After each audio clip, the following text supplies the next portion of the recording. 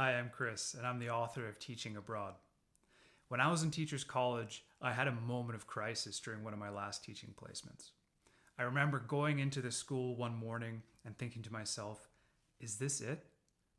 Is this what my life's going to be like for the next 30 years? Just coming and going inside of a small Ontario high school, just like I had been doing when I was a teenager? I couldn't imagine it, at least not then. I needed a change, and I had been traveling a bit by then, and I knew what was out there, and I wanted to experience more. That being said, I was also a little bit scared about uprooting my entire life and moving abroad by myself, because it's a completely different game than just going on holiday. I realized also at the time, though, that my career as a teacher was going to open up opportunities to live and work abroad almost anywhere in the world. There was a huge demand for English speaking teachers. So in 2014, 4 months before I graduated, I attended a teaching job fair at Queen's University, and I was actually offered 5 teaching contracts to schools across the world, from Mexico to Indonesia.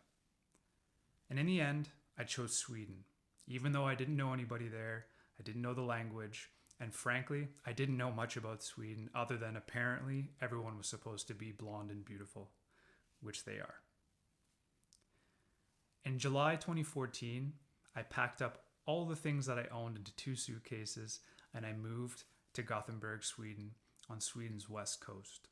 And since then, I've worked as an English teacher, head of the English department, as a special educator, and a private tutor, and I still call Sweden home to this day, 9 years later. I've had experiences, made memories, and built relationships and friendships that I could never have imagined as a small town boy coming from a town of 8,000 people in northwestern Ontario.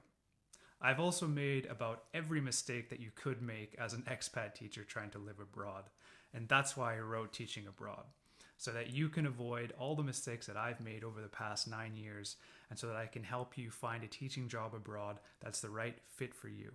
And above all else, I hope that I can answer any questions you have and shed some light on the unknowns that might be holding you back from the experience of a lifetime. I've packed everything that I've learned into these 42 pages, so I hope you enjoy it, and you can find it by clicking the link below. And by the way, if after reading you still have some unanswered questions, just shoot me a mail at chris@startteachingabroad.com, and I'll do my very best to answer them for you.